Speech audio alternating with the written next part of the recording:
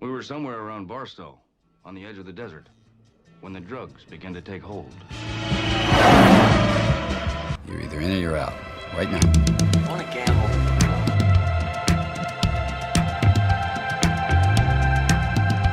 I never want to hear those words out of your mouth again. Gambling is not your problem. Has anybody ever told you before you're bad luck? Most gamblers, when they go to gamble, they go to win. Those were my mother's dying words. When we go to gamble, we go to lose. Show me the money. Get out of here, man. Show you the money. Honestly, let's just go. Let's go to Vegas.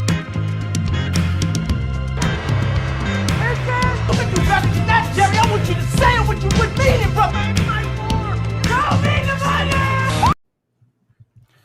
Good morning, gentlemen. Week 12. The season is rounding into shape, and we have a fantastic slate of football today. The largest line is 7 points. We have 8 games with spreads of 3 points or less. Kind of a gambler's nightmare a little bit. There's some really tough games today. But before we get into it, how are you guys doing this morning? Pretty good, man. But truthfully, this whole season's been kind of like a gambler's nightmare. There's upsets everywhere, and we're starting to see it in college football too. Big Blue got their big I lost win. my ass yesterday. I mean, between Alabama and Ohio State, and man, it was tough. You know, as a fan, it's been fantastic. As a gambler, there's been some tight spots, but that's part of it, man. It's been a great ride. It's been a great ride, and the thing that nobody cares about is I actually won some games last week. No crying Jordan, no clown.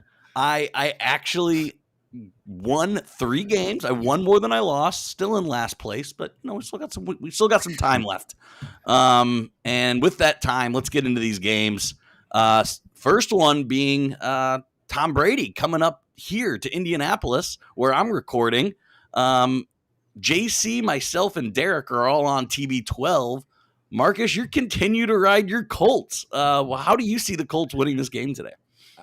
This, like a few other games on this slate, I can see really going either way. Obviously, Tampa, where they're strong at, it's against the run, not against the pass, and vice versa. Indy's really struggled to stop the pass, and Tampa can obviously throw it with the best of them from the quarterback position and the receiver sets.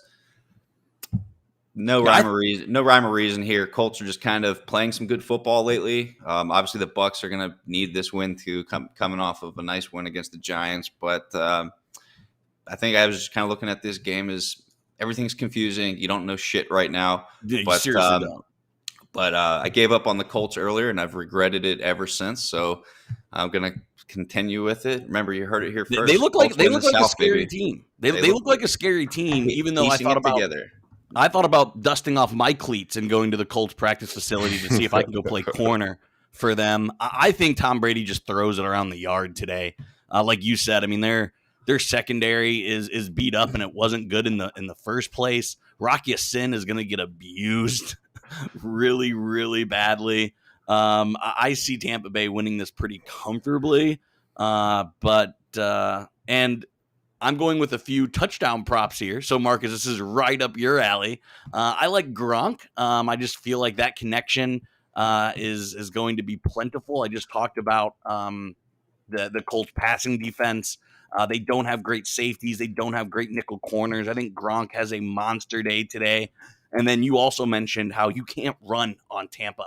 So if the Colts are going to score, it's going to have to be through the air. So I like Wentz over 1.5 touchdowns as well. So I like Wentz to have a few passing touchdowns, and I'm trying to get a 13-1 Gronk first tutty. Derek, who do you like today outside of Gronk and Wentz? Yeah, I think Jonathan Taylor still has a big day. I think he's good enough that he'll get his share on the ground. Not a monster day. I mean, probably 60, 70 yards in that range. The 80.5 is the line, and I think I think under. I think under on the rushing yards, but I think he contributes in the passing game. I think he puts up big numbers in the passing game. I also like Michael Pittman. I think he does what he does really suits well against the Bucs secondary, and like you said, they're going to have to throw the ball a fair amount today. The Colts need a number 2 so bad. If you have a Bucs receiver, play him. Like they're going to be throwing the ball. Yeah, Yes. and also just another fun stat for you guys.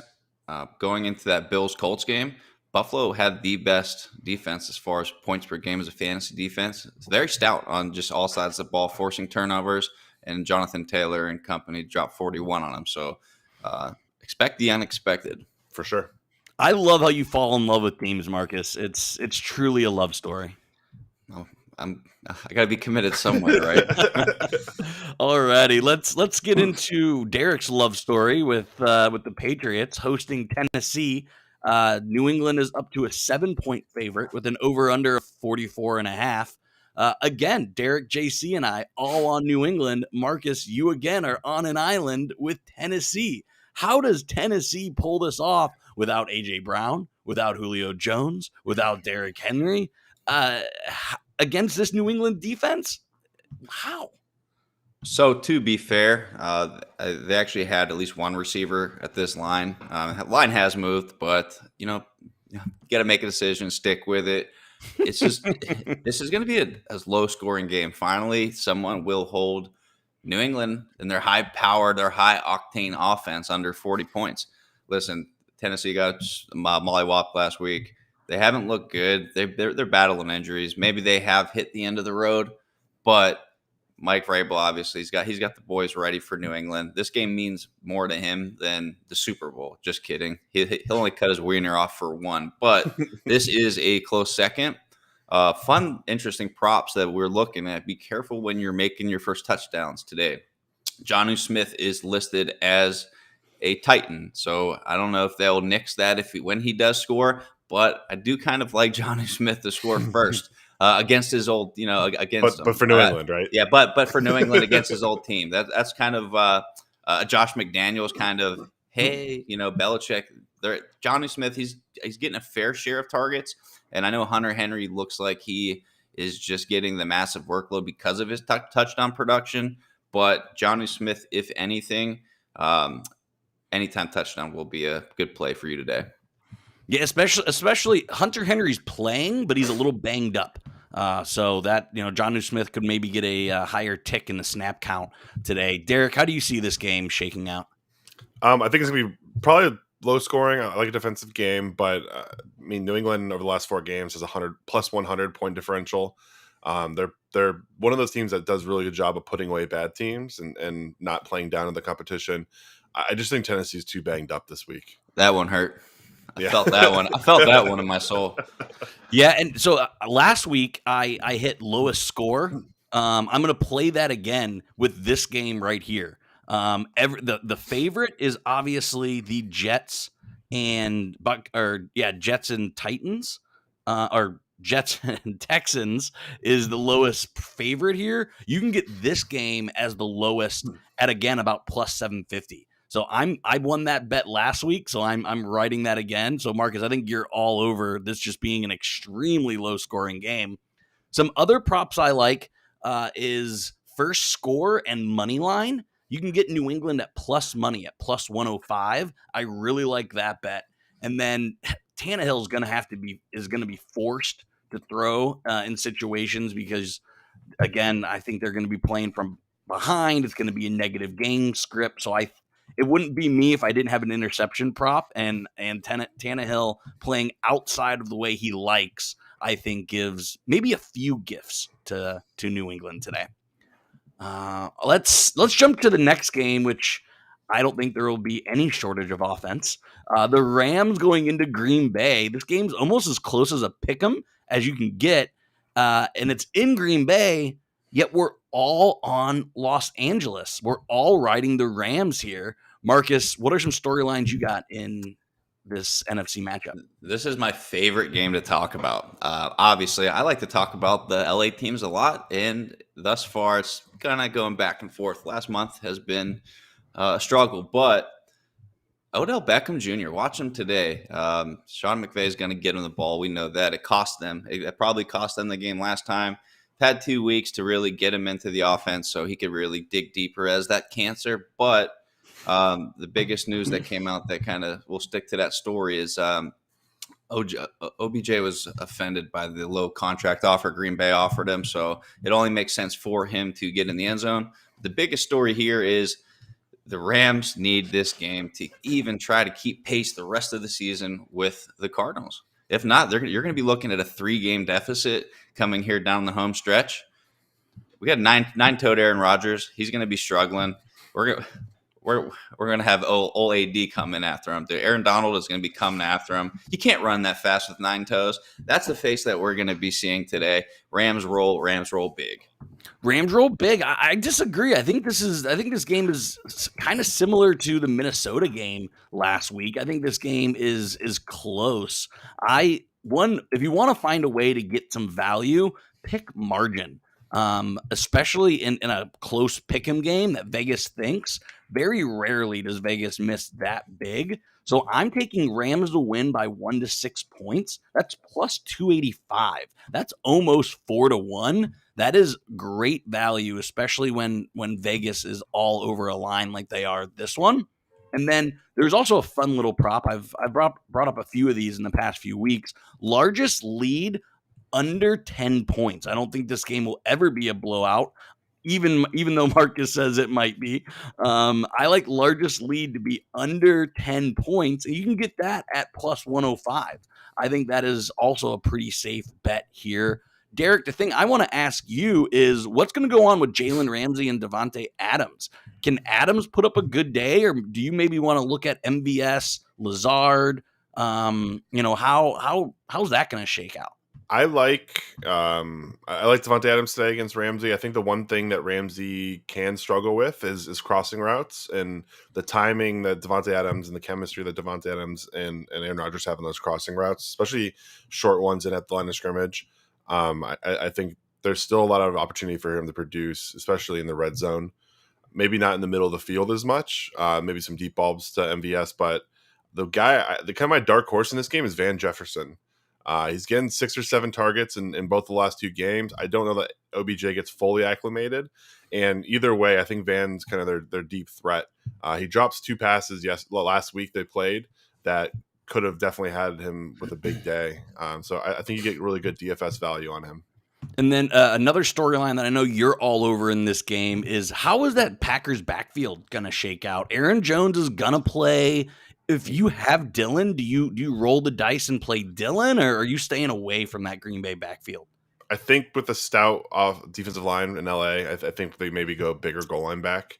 I like Dillon to get his goal line touches, and we're getting into those months. Once you start seeing snow on the ground, I think Dillon's the best back down the stretch here. Aaron Jones is kind of what you warm up with, and I think AJ Dillon's the closer. He's the appetizer. I actually think they're going to hold Aaron Jones out today. I know he's still questionable.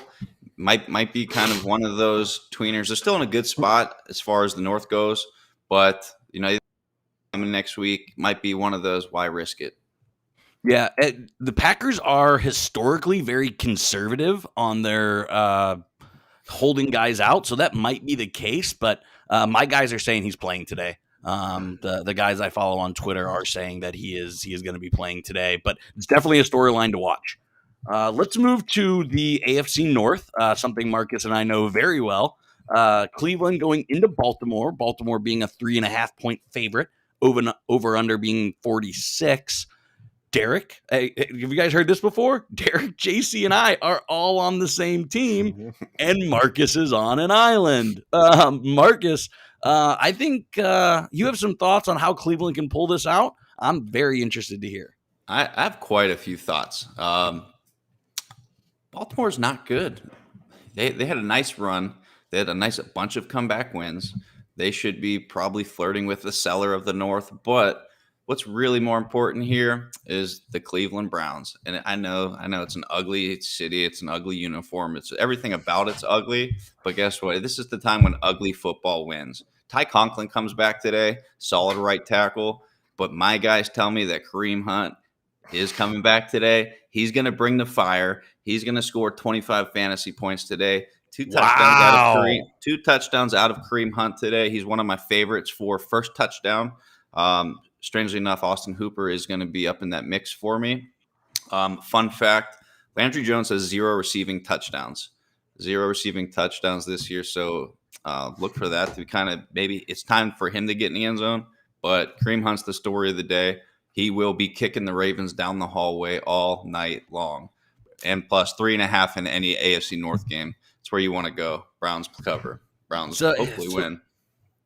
Again, I always enjoy a Ravens loss, but I think a Browns loss would really make my day, because that would almost set them behind in even the playoff picture, right? As much hype as the Browns are getting into the season, nothing would make me more happy than just see this Browns, perfect season just collapse on them. But on a player stand front, Derek, what do you think about Lamar Jackson? Do you think he kind of has a rusty first game back? Do you think he bounces back? What are you expecting today out of Lamar?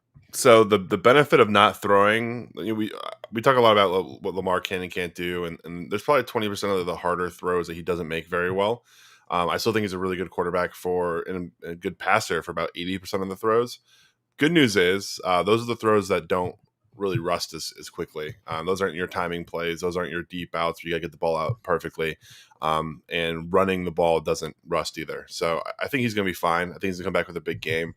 To me, this is kind of a coin flip game. I could see a walk-off field goal, which obviously means Cleveland would cover. But I'm going to go with the better quarterback. And in this game, it's definitely Lamar.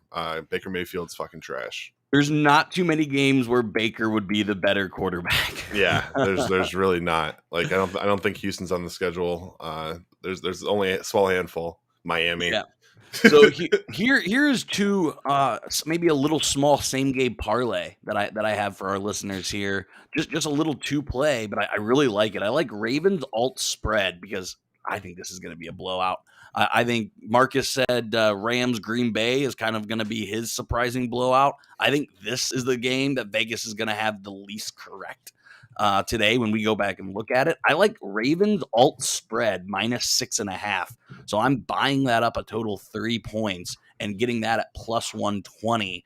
And then I'm taking team total. I don't do team totals too much, but I really like this one. I don't see how the Browns are going to score. I don't think Kareem Hunt gets 2 touchdowns. I like Browns under 21.5, and you're getting at that at -125, which isn't fantastic value, but when you place that with +120, you can stack that and get that to be pretty nice there. Then let's jump to Monday night in kind of one of the worst. We've had really great primetime games. I don't think this is going to be one.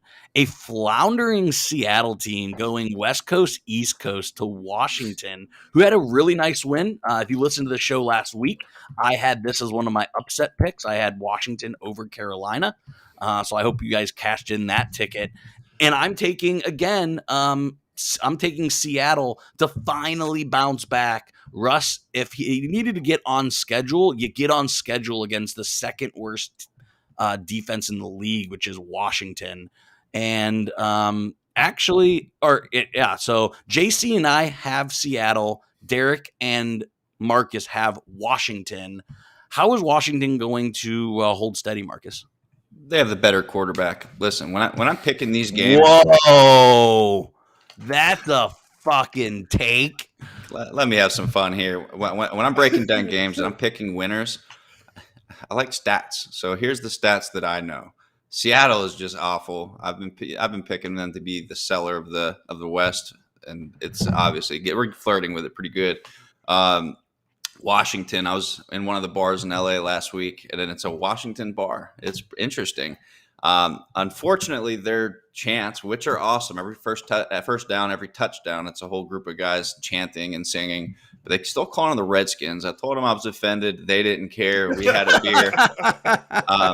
And Washington's defense is better after losing an overrated player. Washington wins. This game sucks. This is hot take central out of Marcus right now. Go to bed early Monday night. I think this is going to be a sloppy, just ugly football game. I think it'll be close, but it's just going to be just garbage football.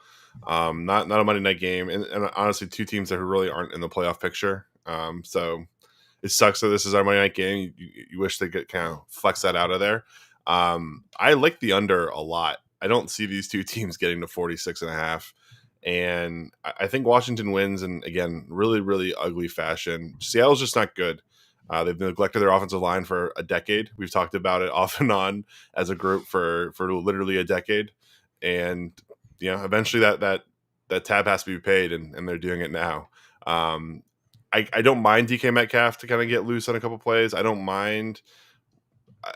I don't think Russ has a good day. I just don't know where the points come from. Yeah, so that's what I wanted to ask Derek. Obviously, Russ has just absolutely killed fantasy owners this year. Obviously, with the injury, and then he came back to 2 duds. Are you benching Russell Wilson in this matchup in fantasy? So you got to assume over that period of time you pick somebody up because it was a long-term play. Mm-hmm. Chances are play that guy.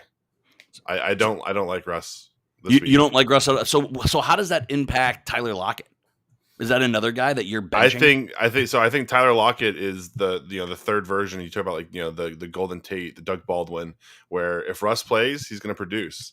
Any other situation, like, he's useless. I don't think Tyler Lockett's that good. I think the role he plays in that offense with Russ is what makes him good. And if Russ isn't playing to his normal standard, which he's coming off an injury, again, offensive line's terrible. He's running for his life back there.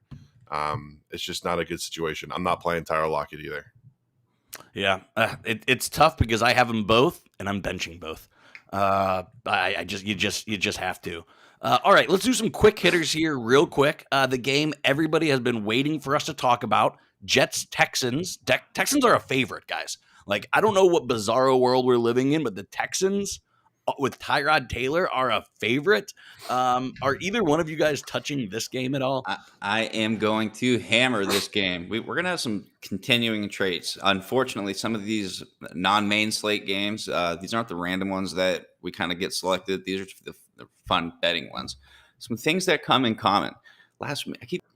Houston is playing well. They've been great against the spread, undefeated as a favorite this year. Because guess what? This is their first game as a favorite.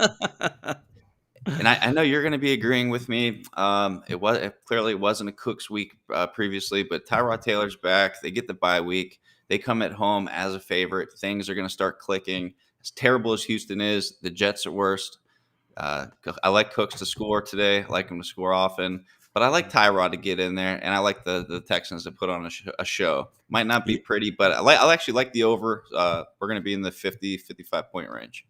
Yeah, no, this is going to be one of those games that nobody watches, and then they watch highlights and like, damn, that was a pretty fun game. Here's a stat for you, Marcus. The Jets have less than $7 million committed to their starting corners and safeties. I mean, Derek just hit on the lack of commitment to the Seattle offensive line. The Jets have invested none into their secondary. So yeah, I think Cooks has a phenomenal day along with Tyrod Taylor. Let's go to the NFC East in a game that I really don't have a grasp on either one of these teams. Philly Giants. Derek, is there any storylines you're looking at here in this game? I mean, it's always Jalen Hurts, right? QB1. The storyline is always Jalen Hurts for me. He's a top 5 fantasy quarterback, like we knew he would be. Stop it. No, I think he's like number 3 scorer. No, he is, but nobody knew it. Nobody knew it. Me and Marcus both called it out. They're gonna play a lot of garbage time, and he runs the football. I mean, that's a recipe for fantasy relevancy. Period. I don't care how his team does. I just need him to score little virtual points for me. Mm-hmm. Jalen Hurts is the guy. Devonta Smith, there's a little bit of chemistry there. I still don't like Devonta Smith. I don't like what he. I just don't think it translates at this level unless he puts on a little bit of weight or they get another guy to run the inside routes and let him work the outside. But what they need him to do, I just don't think he has the frame to do. It's not college anymore. You can't run away from guys. Evan Ingram, just waiting for Evan Ingram to be Evan Ingram. That has to happen eventually, you'd think. But who knows if it's going to be this week. But if it was going to be any week, it'd be against Philly, you'd think. Daniel Jones, I don't know, man. Like, I just need somebody to realize, like, I'm excited for this opportunity for the new Giants OC. I think it's Freddie Kitchens, right? Correct. I think I'm excited for Freddie Kitchens to look across and be like, oh, wait. A lot of stuff that Danny does looks like what Jalen can do. Why don't we treat him like the same fucking quarterback? Because that's what he is. I mean, he's in a goofy white vanilla exterior, but he's an athletic quarterback. You got to move him around the pocket. If somebody figures that out, he'll start being a fantasy relevant quarterback. But to me, again, I'll close it the way I started it. It's all about Jalen Hurts. If there's one thing Freddie Kitchens does, it's run the ball. So I think you're going to see a lot of running out of this offense. I think they're going to play into Daniel Jones's strength, which isn't passing the ball. So I do think that offense maybe gets a little boost. Let's go to a game where Marcus and I love kind of both of our underdog plays of the game. Minnesota going out to San Francisco. How is Minnesota pulling off this upset, Marcus? Because Minnesota is better as an underdog.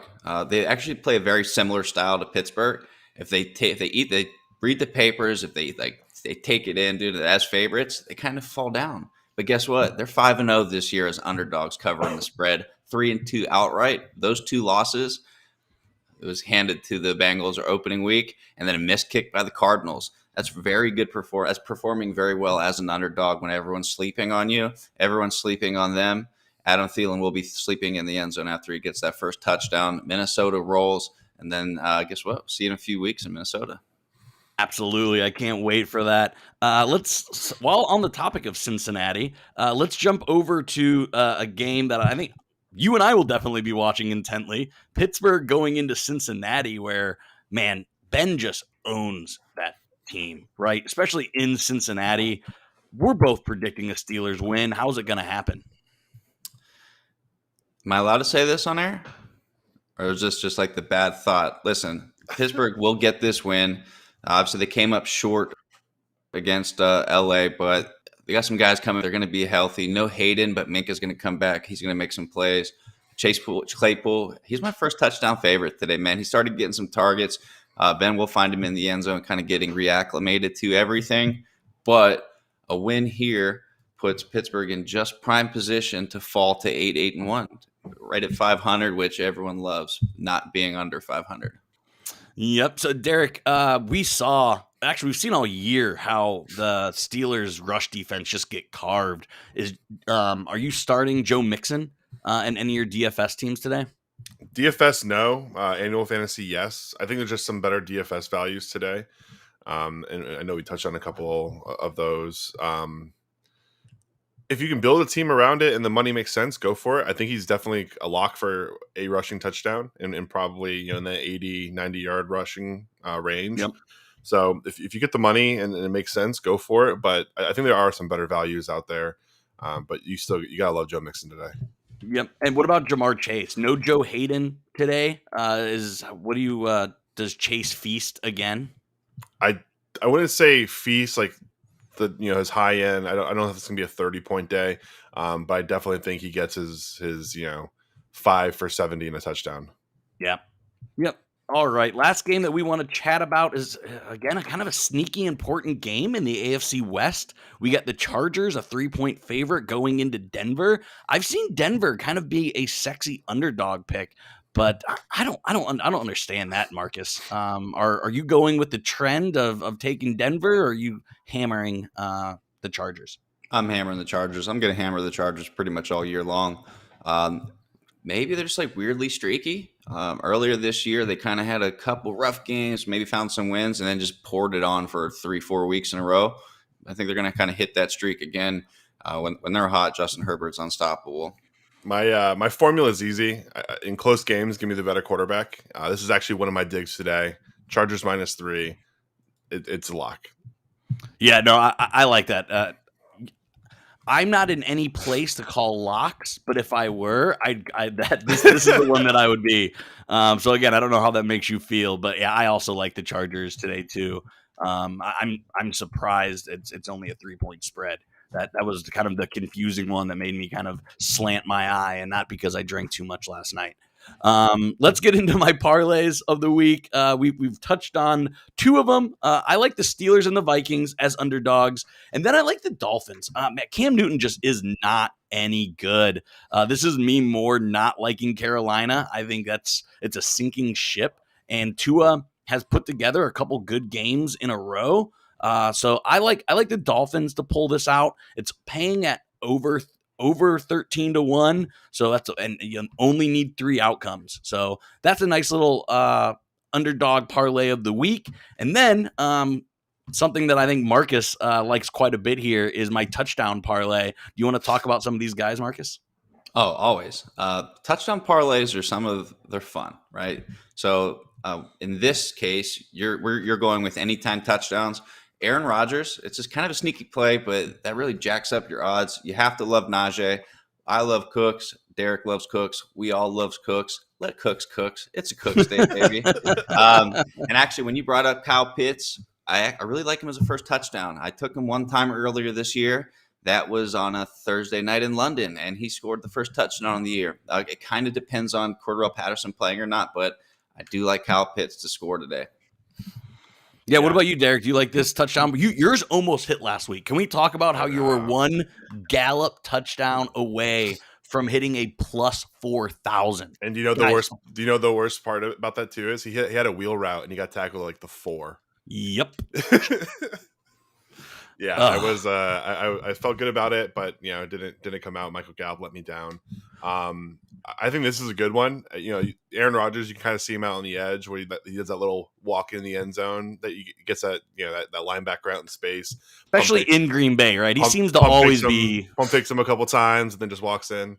I could definitely see that. I'm a big Pitts fan, and if it's Thursday, Saturday, Sunday, or Monday, I want Cooks to score. So I'm always big on those. And then the one that I have, you talked about a little bit Miami. I agree. I think Miami wins that game. I think they're going to be effective in the short intermediate passing game. They're going to run the ball well. But I do think Cam finds his way in the end zone running. I have Cam Newton and Mike Gesicki both scoring, but plus 500 for something that I think is very, very, very possible. Yep. No, I like that as well. All right, guys, we're getting to about 11 o'clock Eastern time. We got 2 hours to kick off, and I haven't had my beer yet. I mean, this is called Betting and Beers. I got to get the show on the road. Guys, we'll be here next week. Take it easy.